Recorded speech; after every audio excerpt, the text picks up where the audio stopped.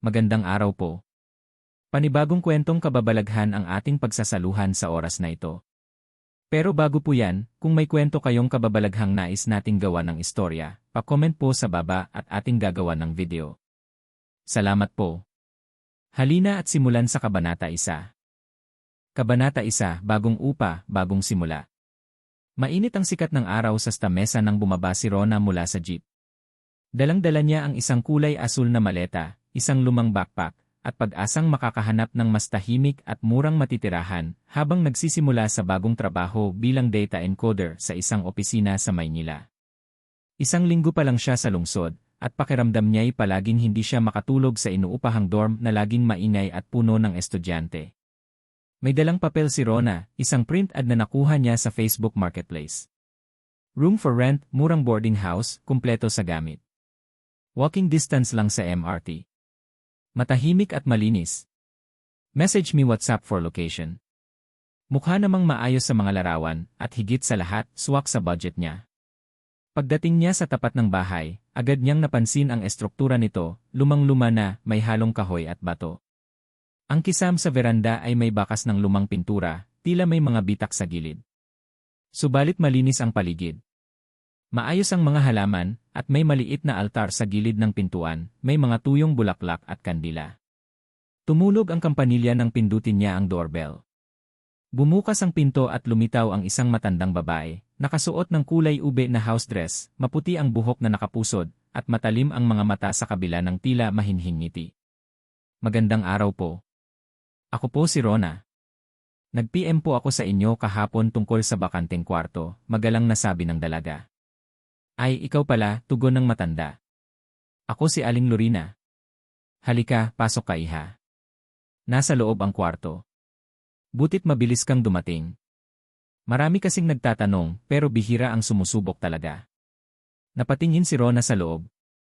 Madilim at malamig sa loob ng bahay kahit tirik ang araw. May mahabang pasilyo papuntang likod, at sa kaliwa ay may lumang sala na puno ng antike na muebles, gawa sa Nara, mga upuang may ukit na kahoy at mesa na may puting mantel. Saan po banda ang bakanteng kwarto? Tanong ni Rona. Itong malapit sa bintana, room 3. Malapit sa kusina. May kama, electric fan, at sariling aparador. Libre na ang kuryente at tubig, nakangiting sagot ni Aling Lorina. Habang tinuturo ni Aling Lorina ang kwarto, hindi maiwasang mapatingin ni Rona sa isang pinto sa dulong bahagi ng pasilyo. Sarado ito, may kandado, at kakaiba sa ibang pinto, kulay itim, samantalang puti o kahoy ang iba. May parang ukit na simbolo sa itaas ng pintuan. Parang hindi normal. Ah, Nay, anong kwarto po yung isa pa dyan sa dulo? Usisa ni Rona. Muling naningkit ang mata ng matanda. Ang dating malumanay niyang mukha ay parang biglang nanigas. Ay, wala iha. Hindi ginagamit yang room 4. Wala ka nang kailangang alamin dyan. May sira lang yan. Luma na. Medyo kinabahan si Rona pero hindi na siya nagpahalata. Wala rin naman siyang balak makialam. Kailangan niya ng matutuluyan at kung maayos ang room 3, ayos na rin siya. Lumipas ang isang oras at nakalipat na si Rona. Maayos ang kwarto niya, malinis, presko, at may maliit na bintanang tanaw ang likod bahay. Tahimik din sa kabuuan ng boarding house. May dalawa pa siyang kasamang boarders sa itaas, sabi ni Aling Lorina. May lalaki na call center agent at isang babaeng accounting student. Wala pa siyang nakikita ni isa. Gabi na nang matapos siyang mag-ayos. Pagod na pagod siya sa bayahe kaya maaga siyang nahiga. Pero 2:00 ng madaling araw, nagising siya sa isang kakaibang tunog. May naririnig siyang mahinang kaluskos. Tila may humahaplos sa sahig, parang tinidor na kinakaladkad. Bumangon siya at sinilip ang ilalim ng pinto. Wala naman. Subalit may naririnig siyang mahina, halos pabulong na iyak. Ina ko tulungan mo ko Malamig ang simoy ng hangin na pumasok mula sa bintana. Tila may amoy din ng sunog na papel. Napatayo si Rona at dahan-dahang lumabas sa kwarto. Madilim ang buong pasilyo. Ang tanging ilaw ay ang dim na bombilya malapit sa hagdan. Naglakad siya palapit sa dulo, palapit sa room 4. Habang papalapit siya, unti-unting lumalakas ang iyak. Tulungan mo ko Hinawakan niya ang doorknob, malamig. Tila naninigas siya sa kinatatayuan. May aninong dumaan sa ilalim ng pinto, ngunit wala naman siyang kasama sa pasilyo. At biglang, bumukas ang ilaw sa hallway. Tumambad si Aling Lorina, nakatayo sa may kusina, hawak ang isang tasa ng tsaa. "Ano nang ginagawa mo dyan, iha?" Malamig ang boses. Narinig ko lang po parang may umiiyak. Akala ko po may tao. Wala kang dapat marinig. Wala kang dapat makita. Matulog ka na, matigas ang tono ng matanda. Tahimik na bumalik si Rona sa kanyang kwarto. Ngunit habang nakahiga siya, hindi niya maiwasang hindi mag-isip. Bakit may kandado ang kwarto kung walang tao? At bakit parang may gustong lumabas mula roon? Kabanata 2, Mga Boses sa Gabi. Pagkagising kinabukasan, tila bangungot lang ang lahat kay Rona. Ang iyak sa dilim, ang aninong dumaan sa ilalim ng pinto, at ang malamig na boses ni Aling Lorina, lahat ito ay parang alingawngaw ng isang panaginip. Ngunit habang naghuhugas siya ng tasa sa kusina, napansin niya ang bakanting tasa ng tsaa sa mesa, parehong tasa na hawak ng matanda kagabi. At may naiwan pang mansa ng dugo sa ilalim nito.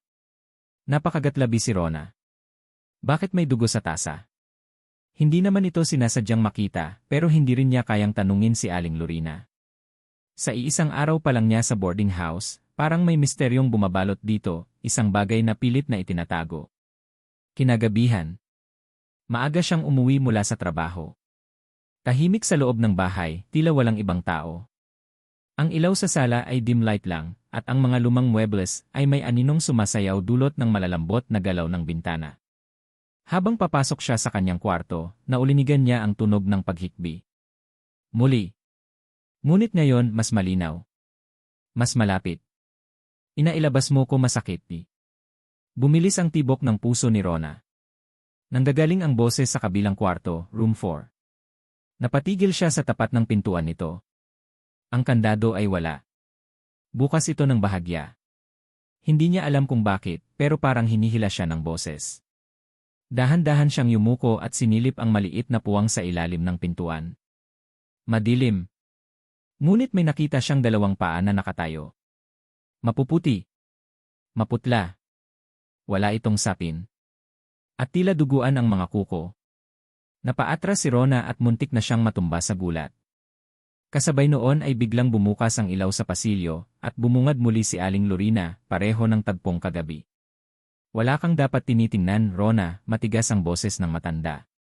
Pasensya na po, akala ko po may. Wala. Walang laman ang kwartong yan. May sira ang sahig. Mapanganib. Wala kang karapatang lumapit dyan.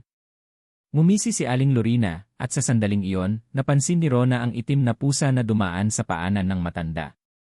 Napatitig siya. May kakaiba sa kutis ng pusa, kulubot ang balat, tila wala halos balahibo, at ang mga mata nito ay mapula, parang tao. Sumunod na araw. Sa opisina, hindi makapag-concentrate si Rona. Paulit-ulit sa isipan niya ang nakita kagabi, ang mga paa sa likod ng pintuan, ang boses, at ang nakakatakot na tingin ng pusa. Nagdesisyon siyang tanungin ang isa sa mga matagal ng boarder sa boarding house. Matapos ang ilang araw, nakilala niya si Mang Sito, isang matandang bulag na dati raw janitor sa paaralan, at mahigit 10 taon nang nakatira sa ikalawang palapag. Kuya Sito, tanong ko lang po, may laman po ba talaga ang room 4? Usisa ni Rona habang sabay silang nagkakape sa kusina. Tumigil sa pag-inom si Mang Sito. Huwag mong pakikialaman yang kwarto sa dulo, iha. Bakit po? Minsan na yang binuksan. At may isang lalaki roon na hindi na lumabas, bulong ni Mang Sito. Hindi po ba talaga ginagamit ang kwarto? Nanginginig ang tinig ni Rona. Ginamit yan noon. May mga umupa riyan. Pero hindi nagtatagal. Lahat sila umaalis. Yung iba hindi na bumabalik. Yung iba nahihibang. Totoo po ba na dating mangkukulam si Aling Lorina? Tanong ni Rona sa mas mahinang boses. Tahimik si Mang Sito sa loob ng ilang segundo. May mga bagay, iha, na mas mabuting wag nang alamin. Pero dahil tinanong mo. Noon, kilalang mangkukulam si Lorina sa probinsya. Pinatalsik siya sa kanilang bayan. Dito siya napadpad. Sabi ng iba, itinigil na raw niya. Pero sa totoo lang hindi ako naniniwala. Biglang kumulob sa labas, bagamat walang ulan. Napalingon si Rona sa bintana. Sa silid ni Aling Lorina sa ibaba, nakita niyang nakatayo ang matanda, nakatingin sa kanila mula sa bintana. Hating gabi.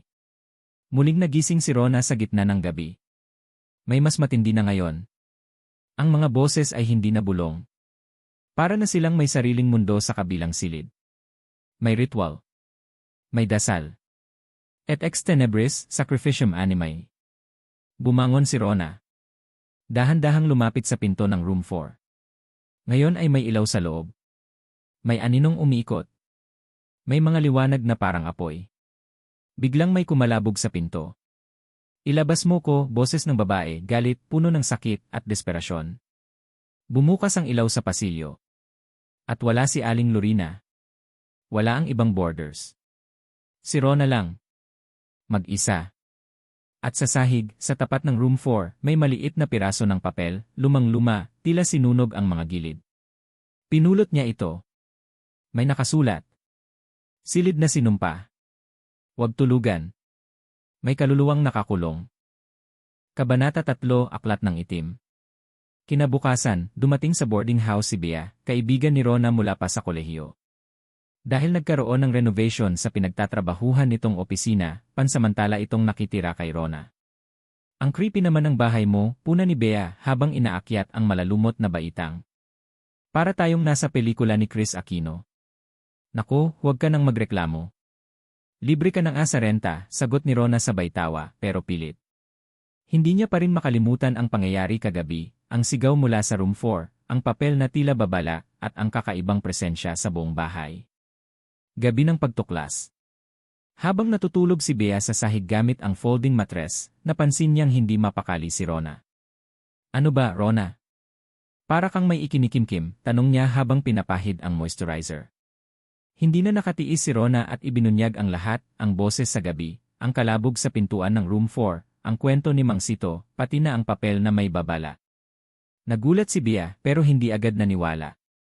Alam mo, baka imagination mo lang yan. O baka may ipis lang sa kwarto. Hindi. Ramdam ko eh. May kaluluwa. May kulam, mariing sagot ni Rona. Dahil sa kakulitan ni Bea, nagpasya silang silipin ang loob ng room 4. Alas 2 ng madaling araw, bit-bit ang flashlight at isang lumang susi na nakita ni Rona sa ilalim ng flower vase ni Aling Lorina, dahan-dahan nilang binuksan ang pinto. Ang loob ng room 4. Malamig. Amoy amag. At ang sahig ay may lumang banig, puno ng abo. May mga bakas ng kandila sa sahig, tila bahagi ng isang ritual circle. Sa loob ng kwarto ay may lumang bowl. Nilapitan ito ni Bea, bagamat nag-atubili si Rona. Pagbukas nila, isang itim na aklat ang bumungad. Makinis ang pabalat, gawa sa tila balat ng hayop, at may nakaukit na simbolo, isang mata sa gitna ng bituin na may 6 na sulok. Sa unang pahina nito ay may pamagat. Ang Aklat ng Kadiliman. Anong klaseng libro to? Tanong ni Bea habang binubuklat. Habang binabasa ni Bea ang laman, napansin ni Rona ang biglaang pag-iba ng temperatura sa kwarto. Umiikot ang hangin. Umiilaw ang mga kandilang wala namang apoy. At ang pinto ay biglang sumara mag-isa. Blag! Sumigaw si Bea at tumilapon ang aklat. Pagbagsak nito, kusang bumuka sa pahinang may nakasulat. Ang kaluluwa ng biktima ay mananatili sa pagitan ng mundo ng buhay at kamatayan kung hindi ito mayalay ng buo. Rona, may iniwang kaluluwa dito, bulong ni Bea. Parang sinakripisyo. Biglang may tunog ng pag-iyak mula sa sulok ng silid. Sa ilalim ng lumang aparador ay may aninong gumagapang. Isang babae, duguan, may mga galos sa braso, at putol ang dila. Nakatitig ito kay Rona habang lumuluhan ng dugo. Napaatras si Rona habang napasigaw si Bea. Pagbalik ni Aling Lorina. Pagkabalik nila sa kwarto ni Rona, may narinig silang kaluskos mula sa kusina. Nang silipin nila, andoon si Aling Lorina, nakaupo sa harap ng altar na may itim na kandila at palayok ng abo. May hawak itong litratong luma at nagsusunog ng dahon ng kamangyan. Hindi sila nakagalaw. Tumayo si Aling Lorina at tumingin sa kanila. Bakit kayo nandun? Malamig ang boses ng matanda. May ginagalaw ba kayo na hindi dapat? Hindi makapagsalita si Rona, pero si Bea ang sumagot. May nakita po kami sa loob ng kwarto may babae. Biglang umihip ang hangin sa loob ng bahay. Pumutok ang isang bumbilya. Namatay ang mga ilaw. At sa dilim, narinig nila ang boses ni Aling Lorina, hindi na matanda, kundi malalim at parang hindi na sa tao. Ang sinimulan ko ay hindi ninyo dapat pakialaman. Siya ay hindi pa tapos. Hindi pa sapat ang kanyang sakripisyo. Pagbubunyag ni Mang Sito. Kinabukasan, sinugod ni Rona at Bea si Mang Sito. Kuya Sito, anong totoo sa room 4? May kaluluwa pong nakakulong doon, halos mangiyak-ngiyak si Rona. Huminga ng malalim ang matanda. Si Maricel, ang anak ni Aling Lorina. 16 lang siya nang mamatay. Matagal na yon. Na-aksidente raw.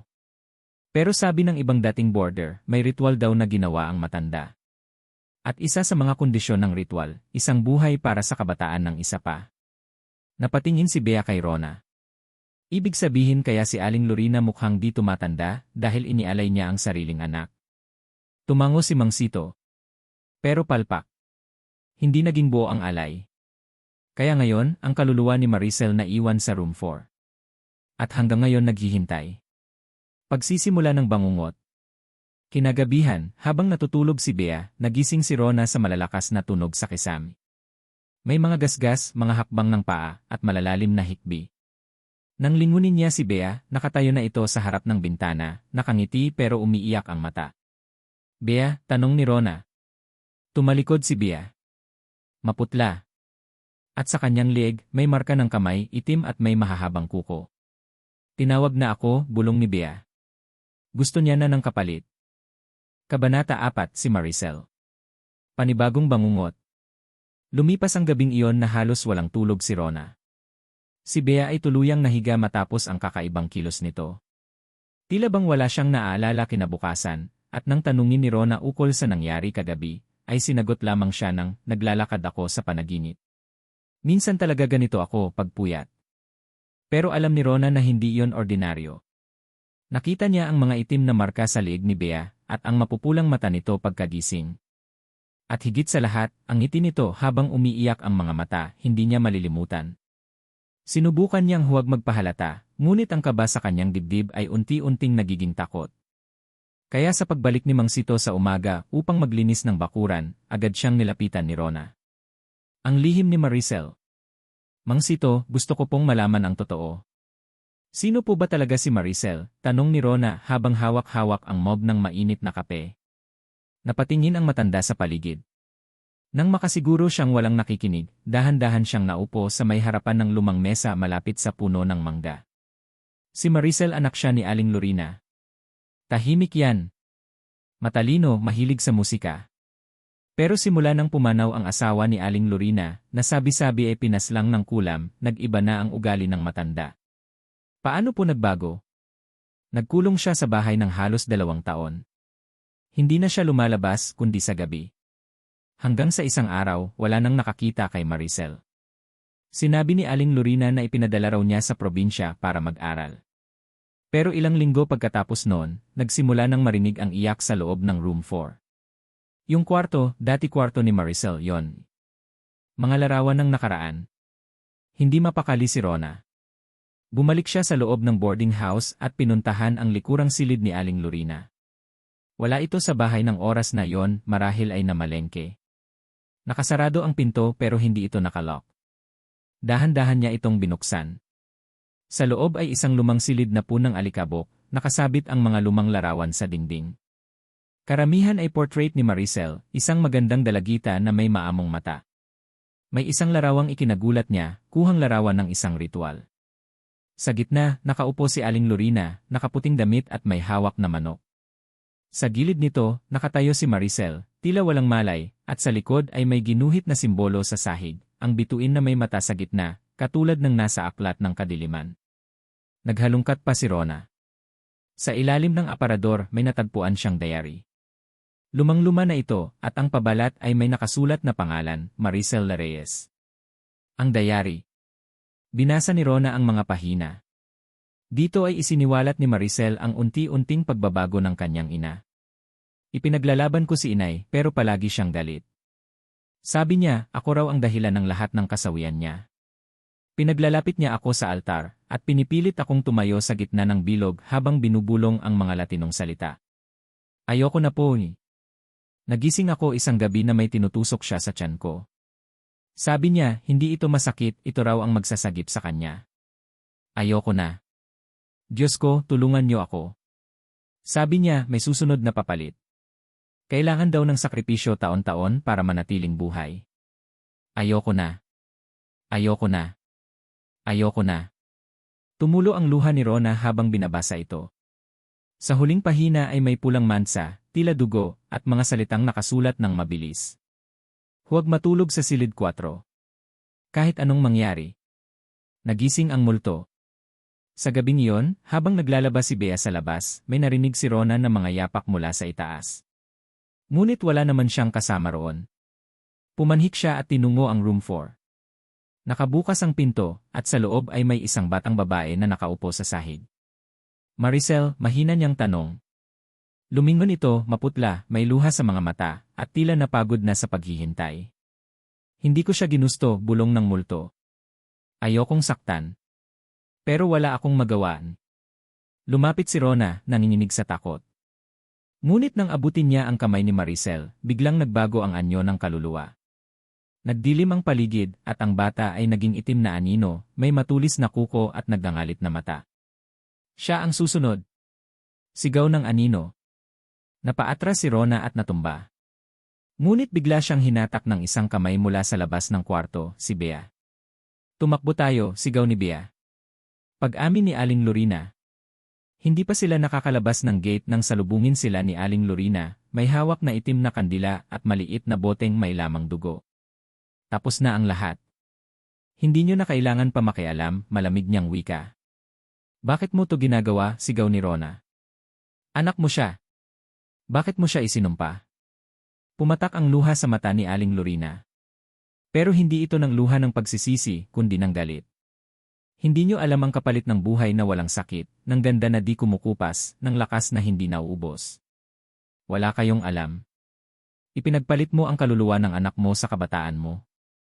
Mas mabuti na ang isa kaysa sa ako'y mawalan ng lahat. Ang pagmamarka. Biglang dumilim ang langit. Umihip ang malakas na hangin. Umalinggaw ang tinig ni Maricel mula sa loob ng bahay. Ayoko na, inay. At mula sa kisami, bumagsak ang isang itim na alikabok na bumalot sa buong paligid. Si Bea ay biglang nagkolapse, at sa liig nito, lumitaw muli ang itim na marka, ngunit ngayon ay hugis bituin na may mata sa gitna.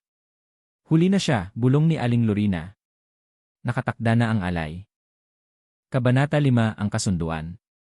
Ang gabi ng pagsisimula. Isang gabi matapos ang insidente sa room 4, halos walang imik si Rona habang nakaupo sa gilid ng kama ni Bea. Nakalugmok pa rin ang kaibigan, tila wala sa sarili, at sa leeg nito'y hindi na nawala ang itim na marka ng bituin, parang sinunog gamit ang maiinit na bakal. Tuwing tinitignan niya si Bea, para bang unti-unti itong nagiging ibang tao. Ang mapupungay nitong mata ay palalim ng palalim, ang boses ay tila may 2 tono tuwing nagsasalita. Rona, bulong ni Bea sa gitna ng katahimikan. May naririnig akong tinig sa gabi. Napatayo si Rona. Anong tinig? Babaeng umiiyak.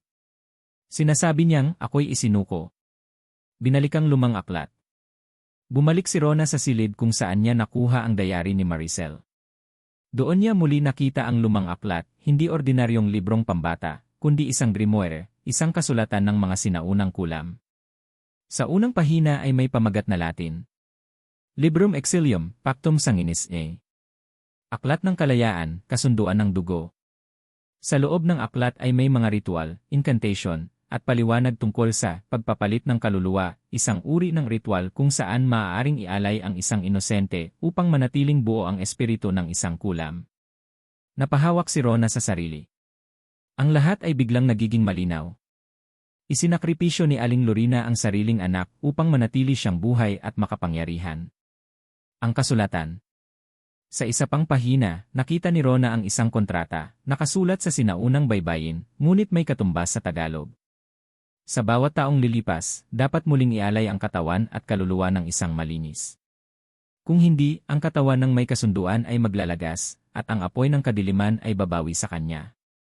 Taon-taon may inaalay, bulong ni Rona. Kaya pala bawat taon, may bagong umuupa at umaalis. Kaya pala ang room 4 ay laging bago, ngunit palaging may masamang nangyayari. Hindi namamatay ang kulam dahil may tumatanggap ng sumpa sa halip na siya. Bunyag kay Mang Sito. Nilapitan ni Rona si Mang Sito na abala sa pag-aalaga ng mga halaman. Mang Sito, alam niyo po ba ang kasunduang pinasok ni Aling Lorina? Bigla itong napatingin at bumuntong hininga. Matagal ko nang alam. Pero wala akong lakas para kalabanin siya. Ang una kong misis isa siya sa mga nawala rito. Napasinghap si Rona. Ibig niyong sabihin. Isang araw, dito siya tumuloy. Hindi na siya lumabas sa room 4. Pagkatapos ng isang linggo, bangkay na siyang natagpuan, nakadikit sa kisami, nakatalungko, may marka sa likod. Tinawag ng mga tao noon na aksidente. Pero alam kong si Lorina ang may kagagawan. Ang gabi ng ritual. Ikapitong gabi na mula nang tumira sila Rona at Bea sa boarding house. Ikapitong gabi rin ng marka sa leeg ni Bea. Nang gabing iyon, biglang nag-brownout sa buong bahay. Ngunit ang room 4 lang ang may ilaw at ang ilaw ay pula. Sumilip si Rona. Nakabukas ang pinto. Nakita niyang naroon si Aling Lorina, nakasuot ng itim na damit, may hawak na kutsilyo, at may itim na kandila na umaapoy ng pabaligtad.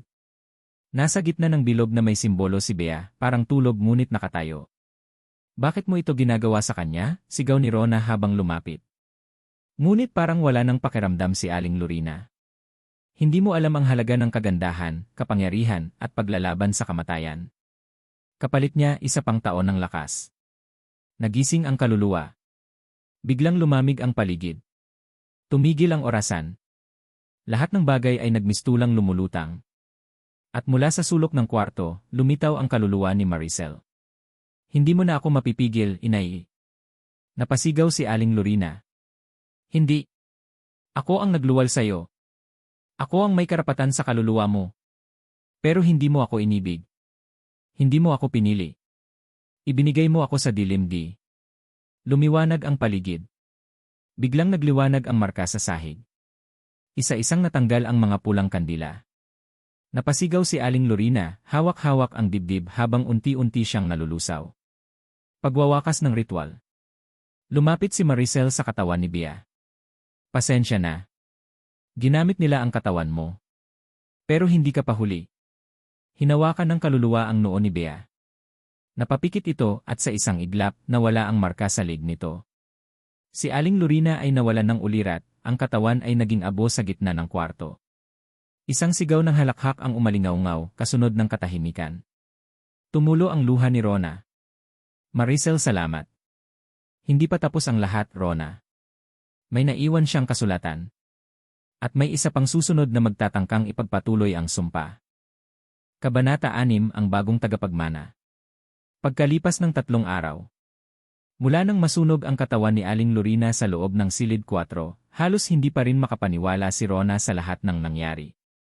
Si Bea, bagamat buhay at muling normal ang kilos, ay madalas na tahimik. May mga gabi pa ring bigla itong nagigising sa sigaw at luha. Ang boarding house ay tila mistulang nilamon ng katahimikan. Ang mga dating umuupa ay unti-unting nagsilikas. Si Mang Sito, na dati tanging katuwang sa pag-aayos ng bahay, ay nagpaalam ng tuluyan.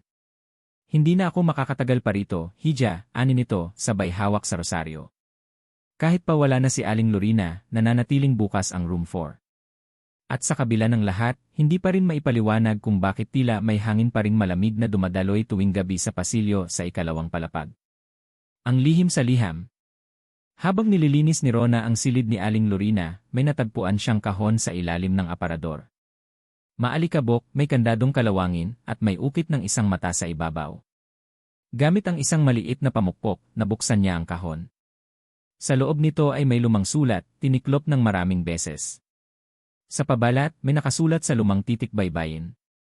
Sa magpapatuloy ng aking lahi. Dahan-dahang binasa ni Rona ang nilalaman. Ang katawan ay maaaring mamatay, ngunit ang sumpa ay tulad ng usok, lalaganap sa hangin at hahanap ng bagong sisidlan. Sa oras na mamatay ako, ang susunod sa aking dugo ang siyang pipiliin ng kadiliman. Isa sa kanila ang magpapatuloy sa landas ng kapangyarihan. Susunod sa dugo, bulong ni Rona. May anak pa siya. Ang pagdating ni Lara. Sa mismong araw na yon, isang matangkad, mestisahing babae na may suot na itim na Amerikana ang dumating sa boarding house. Bitbit nito ang isang maliit na maleta, at sa kanyang kilos ay halatang sanay sa lakad na parang may-ari. "Good morning, Anya," ngumingiti kay Rona. "Ako si Lara Magpantay. Ako ang pamangkin ni Aling Lorina. Ako na po ang hahawak sa boarding house." Napatda si Rona. "Hindi namin alam na may kapamilya pa siya." Napangiti si Lara, ngunit malamig. "Marami kayong hindi alam kay Tia." Ang simula ng pagbabalik. Mula nang dumating si Lara, unti-unting bumalik ang dating anyo ng bahay. Pinapinturahan niya ang pasilyo, pinaayos ang sirang kisame, at kahit ang room 4 ay nilagyan pa ng bagong kurtina at pinalagyan ng pabango. "Binubuhay mo ulit," puna ni Rona isang araw. "Hindi mo ba alam kung anong nangyari rito?" "Alam ko," sagot ni Lara, sabay tingin sa room 4. "At hindi iyon dapat matigil." Biglang napatigil si Rona. "Anong ibig mong sabihin?" "Huwag kang magkunwari, Rona. Binasa mo na ang liham. Alam mong kailangan ko itong ipagpatuloy. Nasa dugo ko."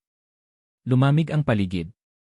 Parang ang boses ni Lara ay naging doble ang tono, pamilyar, kagaya ng boses ni Aling Lorina. Gabi ng pananaginip. Sa gabing iyon, si Rona ay nanaginip ng sunod-sunod at parehong kakaiba. Sa unang panaginip, nasa room 4 siya, at may batang umiiyak sa loob ng aparador. "Ilabas mo ako, hindi ako dapat ang isinakripisyo," bulong ng bata. Sa ikalawang panaginip, nakatayo si Lara sa altar, hawak ang pulang kandila, at sinasabi, "Tanggapin mo ako, o kadiliman. Ako ang tagapagmana." Pagkagising ni Rona, puno ng pawis ang katawan niya, at sa salamin ng kanyang kwarto ay may nakasulat gamit ang hamog. Bumalik na siya. Pagbangon ng kulam. Isang gabi, sinundan ni Rona si Lara. Napansin niyang tuwing alas 12 ng gabi, lumalabas ito sa silid at bumababa sa dating bodega sa ilalim ng bahay. Doon, nakita niyang nakasindi ang mga pulang kandila, at sa gitna ay may munting alay na manok na may dugong tumutulo. "Sa ngalan ni Ama't Ina ng kadiliman, tanggapin mo ang aking alay. Sa kapalit ng kagandahan, kapangyarihan, at immortalidad." Muntik na siyang mapahiyaw, ngunit pinigilan ang sarili. Alam na niya, hindi pa tapos ang sumpa. Huling babala. Kinabukasan, isang liham ang natanggap ni Rona sa ilalim ng pinto ng kanyang silid. Walang lagda, pero malinaw ang babala. "Hindi ka bahagi ng lahi. Umalis ka bago ang ikapitong gabi. Kung hindi, ikaw ang magiging susunod na sisidlan." Bumilis ang tibok ng puso ni Rona. Sa 7 araw magsisimula muli ang ritual. Pagpapasya. Lumapit siya kay Bea, na ngayon ay pilit iniiwasan ang usapan. "Bea, kailangan nating umalis. Hindi tayo ligtas dito." Bumalik na si Aling Lorina sa katawan ng pamangkin niya. Ngunit umiling si Bea. "Rona, hindi ako makakaalis. Parang may bumabalik sa akin. Parang may koneksyon ako sa kanya." Nagulat si Rona. "Bea, hindi. Huwag mong hayaang makapasok ulit ang kadiliman." Kabanata 7, ikapitong gabi. Pagbibilang ng oras. 6 na araw na ang lumipas mula nang bumalik si Lara sa lumang boarding house. Sa bawat araw na lumilipas, palala ng palala ang nararamdamang bigat sa paligid. Ang mga ilaw ay laging kumikislap, ang hangin sa ikalawang palapag ay tila nanlalamig na parang taglamig, at may mga kasang na tila gumuguhit sa sahig tuwing hating gabi. Sa bawat gabing hindi siya makatulog, binibilang ni Rona ang nalalabing oras. Ikapitong gabi na bukas, bulong niya habang nakatanaw sa bintana. "Dapat akong makaalis bago pa ako tuluyang makulong dito." Ngunit hindi ganoon kadali. Ang pagkawala ni Bea. Pagkagising ni Rona noong umagang iyon, wala na si Bea sa kanyang higaan. Ang lahat ng gamit nito ay naiwan. Walang saplot na pambiyahe, walang pitaka, walang kahit anong palatandaan na siya ay umalis ng kusa. Napansin niyang bukas ang pintuan ng room 4. Dahan-dahan siyang lumapit. Sa sahig, may mga bakas ng pulang likido, dugo. Sa pader, may simbolo na nakaukit, 2 bilog na magkatagpo sa gitna, na may mata sa loob. "Diyos ko," napaluhod si Rona. Kinuha na nila si Bea. Biglang bumukas ang pinto sa likod niya. Si Lara. Nakatayo, nakangiti. "Gising ka na pala." Ang pagtatapat. "Huwag ka nang magpanggap," sigaw ni Rona habang nakatayo sa harap ni Lara. "Anong ginawa mo kay Bea?" Nasaan siya? Hindi kumibo si Lara sa una. Pagkatapos, lumapit ito at dahan-dahang inabot ang isang lumang litratong nasa bulsa ng kanyang coat. Ibinigay niya yon kay Rona. Isang lumang larawan ng isang batang babae, mukhang 8 taong gulang, nakasuot ng damit pang seremonya, may itim na belo at hawak-hawak ang pulang kandila. Sa likod nito may sulat.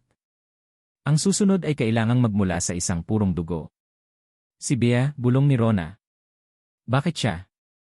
Dahil siya ang tunay na tagapagmana, sagot ni Lara. Ako lamang ang bantay. Pero siya ang perpektong katawan para sa panibagong sigil ng kadiliman. Ikapitong gabi, sasapian siya ng ina ng itim na alon. Napaatras si Rona. Hindi ko hahayaan yan. Ang lihim ni Rona. Habang nagtatago sa silid niya, muling binuklat ni Rona ang mga natitirang sulat sa kahon ni Aling Lorina. May isa pa pala siyang hindi nababasa, at nakalagay ito sa lihim na kompartimento. Habang binabasa, napatitig siya sa huling linya. Kung sakaling mabigo ang tagapagmana, isa pang kaluluwa mula sa ating dugo ang magbubukas ng daan. Hanapin mo ang anak ng lahing Lorina na isinilang noong 15 ng Agosto. Biglang natigilan si Rona. Agad siyang humugot ng kanyang birth certificate mula sa lumang folder. Rona Velasquez, born August 15, 1997. Nangalambot ang tuhod niya. Hindi impossible. Tinawagan niya ang kanyang tiyahin sa probinsya, at doon niya tuluyang nalaman ang hindi inaasahan. Apo ka ng kapatid ni Lorina, sagot ng tiyahin. Hindi mo alam? Baka mabuti na ring hindi mo nalaman noon pa eh. Bakit? Kasi may sumpa ang lahi niyo, Rona. May isa kada henerasyon na kukunin ng dilim di. Ang gabi ng ritual. 11:00 ng gabi. Nasa silong si Lara, kasamang nakagapo si Bea sa gitna ng simbolong may kandila sa paligid. May 3 puting tandang na umiikot, tila ginagamitan ng alingaungaw para sumunod sa seremonya. Sa ngalan ng ina ng itim na alon, tinatawag kita ngayong gabi. Ang katawan ng ina po ay iaalay sa iyo. Ngunit bago pa niya maituloy, isang malakas na kalabog ang yumanig sa pinto ng silong. Boom! Si Rona, hawak ang itak mula sa kusina. Bitawan mo siya. Tumingin si Lara at mumisi. Wala ka na sa tamang panahon, pinsan. Hindi ako makakapayad. Sigaw ni Rona. Kung kailangan ng dugo, kunin na lang sa akin. Pagharap sa kadiliman. Biglang bumukas ang lahat ng kandila. Nawala ang apoy at mula sa sahig ay may lumabas na itim na usok na hugis babae. Mataas ito, walang mukha at tila gawa sa usok na may apoy sa gilid. Si Lara ay biglang napaluhod. Ina ko, tanggapin mo ang aming alay. Ngunit sa halip na kay Bea, lumapit ito kay Rona. Ikaw ang tunay na daan, bulong ng nilalang. Ang dugo mong ipinaglihi sa pagitan ng kamatayan at pagkabuhay ikaw ang dapat magsanib sa akin. Napahiyaw si Rona habang napapaatras, ang usok ay pumapasok sa katawan niya. Pumipiglas siya, ngunit tila hindi sapat ang kanyang lakas. Sa huling sandali, nakita niya si Bea, nakaluwag sa gapos, at itinaas ang pulang kandila. Magsisi ka! Sigaw nito. Sinindihan ni Bea ang simbolo sa sahig gamit ang apoy ng kandila. Biglang nagliyab ang lahat ng kandila at ang usok ay napaigit. Aard! Sigaw ng nilalang habang muling nilamon ng apoy. Si Lara ay napasigaw. Hindi pa tapos ito. Babalik ako. Pagkatapos ng lahat. Nagising si Rona sa ospital, ilang araw matapos ang ritual. Si Bea ang nagbantay sa kanya.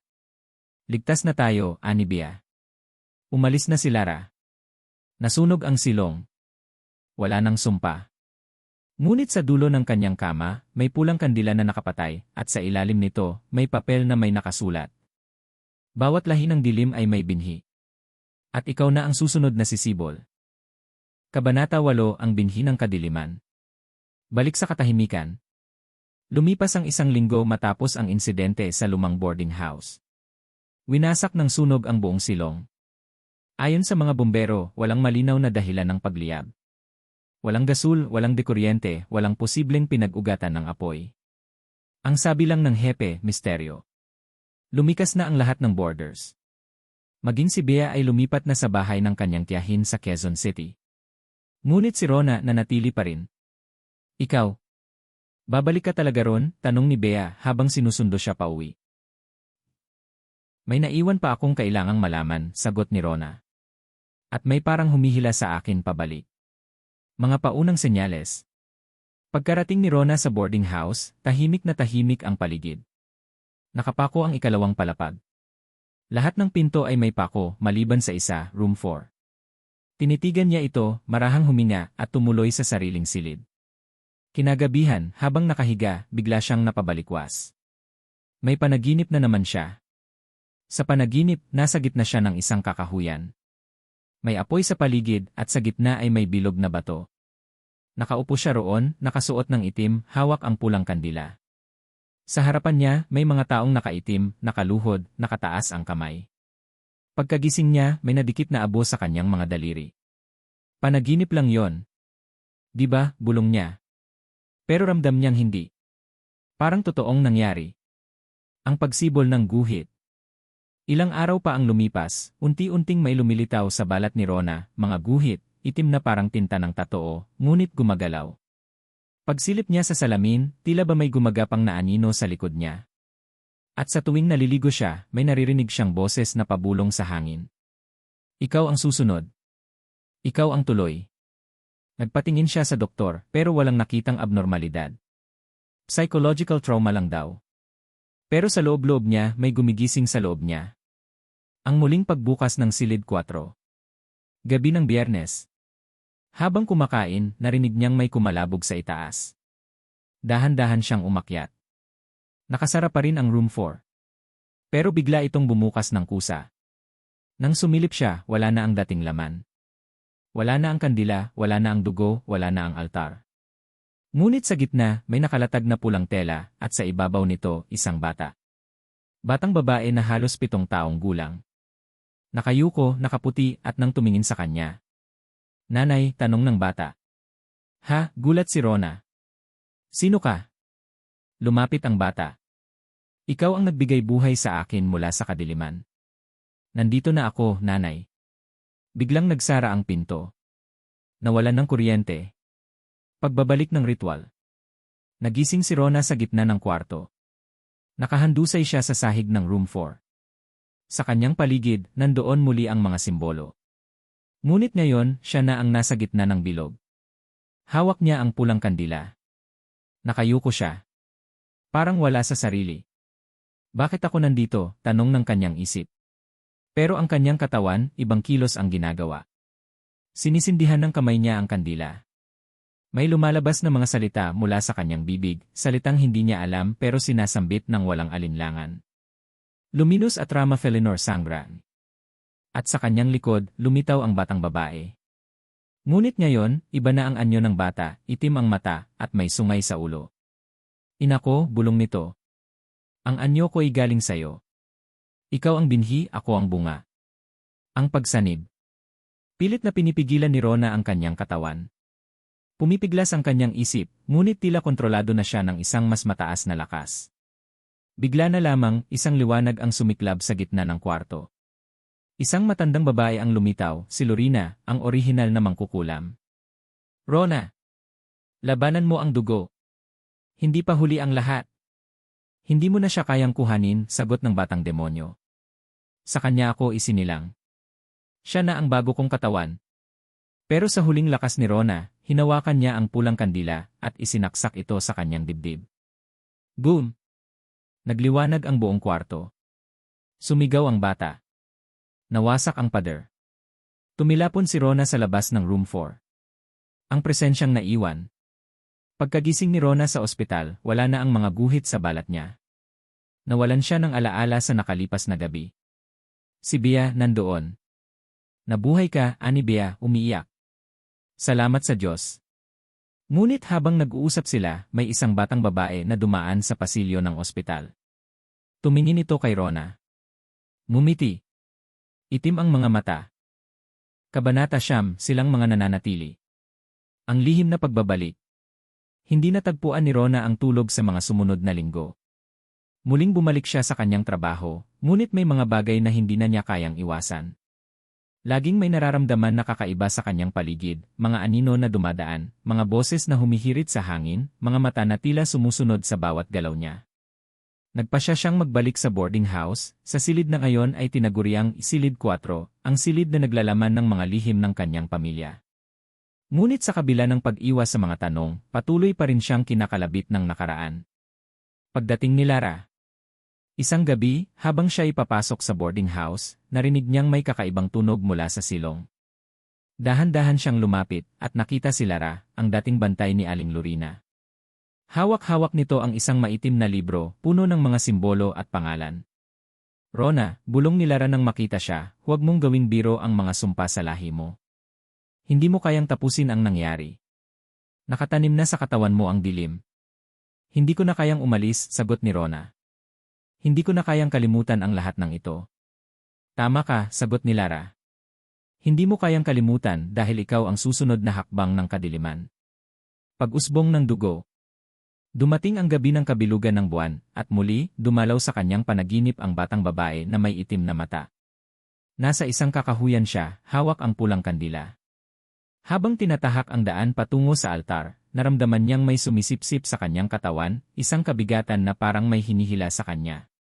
Nandyan ka na, nanay, sabi ng batang babae, ang boses nito ay malalim at madilim. Ipinanganak ka para sa amin. Ngayon, ikaw na ang magsisilbing Panginoon. Dahan-dahan, napansin ni Rona na hindi na siya ang nasa ilalim ng kontrol, ngunit ang batang babae. Ang bawat patak ng kanyang dugo, ang bawat hininga, ay nagiging bahagi ng isang mas madilim na plano. Ang muling pagbukas ng pintuang muling pinasok. Nang magising si Rona, nakaramdam siya ng pananabik, ngunit hindi sa normal na bagay. Mayroong puwersang humihila sa kanya. Sa isang sulok ng kanyang kwarto, muling sumik ang pulang kandila. Sa gitna nito, may nakalutang na anino, ang imahe ng batang babae. Bigla itong ngumiti. Tumawa. Sa wakas kami na, sabi nito. Nasa harap niya si Lara, nakatingin sa kanya nang may kasamahan ng pagnanasa at paggalang. Hindi pa huli, sabi ni Lara. Ngayon ka na magbabayad para sa iyong pagkatao. Ibinangon na nila ang dugo. Ang buong lahi mo ay hindi kayang takasan ang sumpang ito. Hindi ko kayang maging bahagi nito, sagot ni Rona.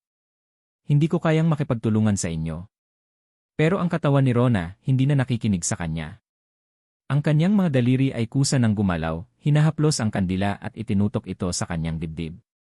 Ngunit bago ito mangyari, isang malakas na boses ang narinig. Walang magsisisi. Ang pagkatalo ng di kilalang nilalang. Ang lahat ng mga boses na naririnig ni Rona ay naglaho sa isang iglap, pati na rin ang mga anino at mga ilaw. Biglang nagkaroon ng kaguluhan, isang malakas na sigaw na tila bumangon mula sa kailaliman ng kanyang kaluluwa. Tinutulungan siya ng isang misteryosong lakas upang hindi siya ganap na magpasakop sa dilim. Rona, magising ka, ang boses ng isang babae na kilala niya. Si Bea. Nang magmulat siya ng mata, nakita niyang tumayo si Bea sa may pintuan ng kwarto, hawak ang isang makapangyarihang ritual. Ang bawat galaw ni Bea ay tila may nakatagong lihim na nakatago sa kanya. Bea, ikaw. Anong nangyari? Tanong ni Rona. Pumili ka, Rona, sagot ni Bea. Ang sinuman sa atin ay may mag-iisang tinig at ikaw na ang magsusumpa. Wala nang pagsisisi. Dahil dito, nagpatuloy ang laban ni Rona.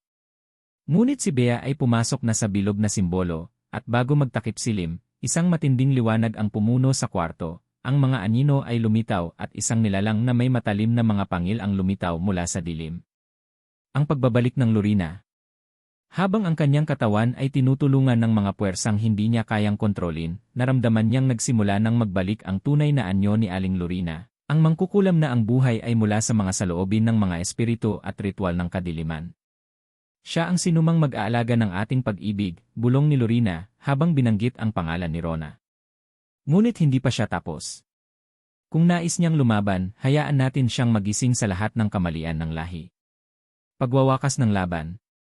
Nagsimula ang isang malupit na pagsabog ng enerhiya at sigaw mula sa mga kaluluwa ng naunang mga mangkukulam. Si Rona, sa kabila ng lahat ng mga kasanayan, ay nakatagpo ng tapang upang magpatuloy. Sa kabila ng kadilimang sumabog sa bawat sulok ng kwarto, nakita niyang siya ay hindi nag-iisa.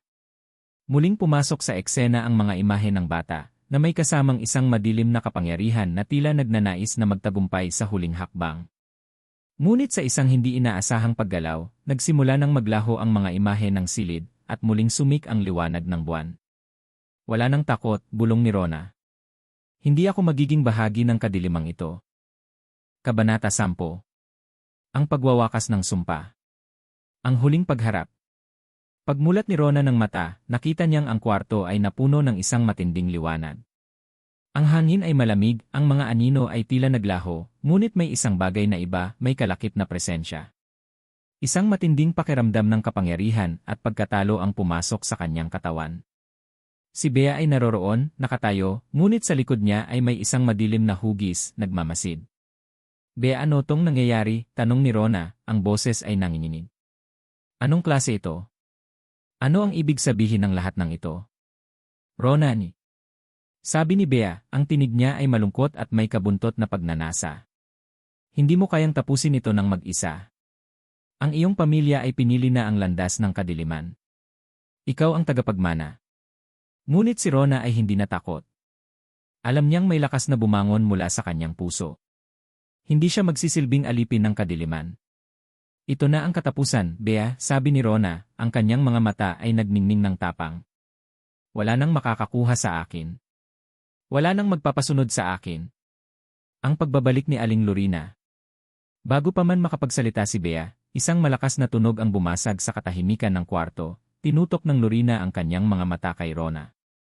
Ang mga mata ni Lorina ay naglalaman ng dilim at kapangyarihan, at kasabay ng bawat salitang binitiwan nito ay tila sumabog ang kapaligiran ng kwarto. Anak ko, sabi ni Lorina, ang tinig ay umaabot sa kailaliman ng kanyang kaluluwa. Ikaw ang pinili para manguna sa lahat ng kasamaan na magsisilbing gabay ng lahi mong makakalimutan. Hindi mo kayang labanan ito. Si Rona ay tumayo at nakaharap kay Lorina. Bagamat ang katawan ni Rona ay nilalamig ng takot, ang kanyang isipan ay matibay. Huwag kang matakot, ang kanyang sinasabi sa sarili. Hindi ako titigil hanggang hindi ko pinapalaya ang aking sarili sa sumpang ito. Kung pinili mo akong maging bahagi ng iyong kasaysayan, sagot ni Rona, ako rin ang magtatapos ng kwento ng mga mangkukulam. Huwag mong gawing isang panlilinlang ang aking buhay. Ang laban sa Lorina. Nag-umpisa ang isang labanang hindi nakikita ng mata ng tao. Ang katawan ni Rona ay naging parang isang alon ng liwanag, ang mga kamay niya ay naglalabas ng enerhiya, ang pinagmulan ng kanyang lakas ay ang kabutihan na matagal nang nakatago sa kanyang puso. Walang magyayaring masama sa akin, sigaw ni Rona. Bumangon siya mula sa sarili niyang takot at itinulak si Lorina pabalik. Si Bea ay nagtatangkaring sumuporta kay Lorina, ngunit natigilan nang makita ang nagbabalik na kaliwanagan sa mata ni Rona. Ang liwanag na ito, sabi ni Bea, na para bang wala nang magawa. Hindi ko kayang labanan ang liwanag mo. Ang katawan ni Rona ay nagningning, at mula sa bawat hibla ng kanyang pagiging, nagsimulang magbukas ang makapangyarihang pinto na magdadala ng isang bagong simula. Ang pagtanggi sa kadiliman. Habang ang dalawang mangkukulam ay lumalaban, ang kwarto ay napuno ng malalakas na tunog at kalabit mula sa nakatagong mga espiritu. Ang bawat pader ay kumikislap, at ang mga simbolo ng kadiliman ay nagsimulang mawala sa kanilang mga lugar. Rona, sabi ni Lorina, ang kanyang boses ay puno ng sakit, hindi mo ba nakikita? Hindi mo kayang pagtakpan ang kasaysayan ng iyong lahi. Ang aking dugo ay dumadaloy sa iyo. Hindi mo kayang tumakas sa kapalaran. Pero ako na ang pipili ng aking landas, sagot ni Rona na may galit sa boses. At sa araw na ito, ikaw ay maglalaho. Dahil dito, si Rona ay nagsagawa ng isang ritual na hindi kayang pigilan ni Lorina. Inihanda niyang mag-aalay ng isang mahalagang sakripisyo, isang pagtanggi sa sumpa ng lahi. Ginamit niya ang lahat ng lakas ng kanyang katawan upang gapiin si Lorina, at sa isang iglap, naubos ang lahat ng puwersa ng dilim. Ang pagwawakas ng laban. Biglang nagsimulang magliwanag ang buong kwarto. Nawala si Lorina at pati na rin si Bea. Ang lahat ng iniisip ni Rona ay unti-unting lumabo, at naramdaman niya ang isang bigat sa kanyang dibdib. Nanginginig ang kanyang katawan, ngunit ito ay isang panalo, isang tagumpay laban sa mga puwersa ng dilim. Sa kabila ng lahat ng hirap, ang isang matinding liwanag na puno ng pag-asa at kapayapaan ay tumagos sa kanyang katawan. Sa kanyang harapan, isang malaanghel na imahe ang nagpakita, si Aling Lorina, ngunit hindi na siya ang makapangyarihang mangkukulam. Siya'y isang mapagpakumbabang babae na may malumanay na mata. Ang iyong labanan ay natapos na, anak, sabi ni Lorina, hindi na ang kilalang mangkukulam, kundi isang nagpakumbabang kaluluwa. Ang kadilimang nagmumula sa lahi mo ay natapos na. Ikaw na ang magtataguyod ng kapayapaan. Ang pagpili ng bagong landas. Si Rona ay tumayo, ngumingiti. Napagtanto niyang ang sumpa ng lahi ay hindi isang pagkatalo, kundi isang pagkakataon para magbagong buhay. Hindi siya ang magpapatuloy ng kasaysayan ng kadiliman, kundi siya ang magiging daan ng liwanag. Habang umuusad ang mga araw, nagpatuloy ang buhay ni Rona. Ang boarding house ay ipinagbili at ginawang isang tahanan ng pag-asa. Wala nang masamang anino na maghuhulog sa mga pader. Nagbalik siya sa normal na buhay, at natutunan niyang muling magtiwala sa sarili at sa kanyang kinabukasan. Sa pagtatapos ng kwento, ang boarding house ay naging isang lugar ng pag-asa, at si Rona ay nakatagpo ng bagong simula sa kanyang buhay. Salamat po sa pagsubaybay. God bless.